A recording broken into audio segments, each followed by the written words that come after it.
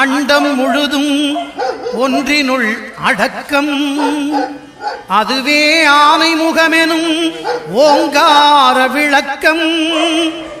சுழலும் கோள்கள் அவன் சொல் கேட்கும், அவனை தொழுதால் போதும் நல்லதே நடக்கும்.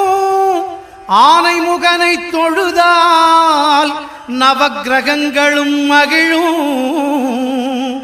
நல்லதே நடக்கும், நல்லதே நடக்கும்.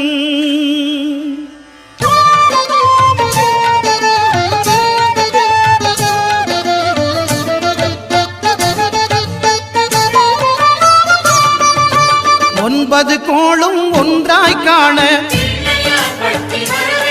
அங்கு கற்பகம் என்னும் கடவுள்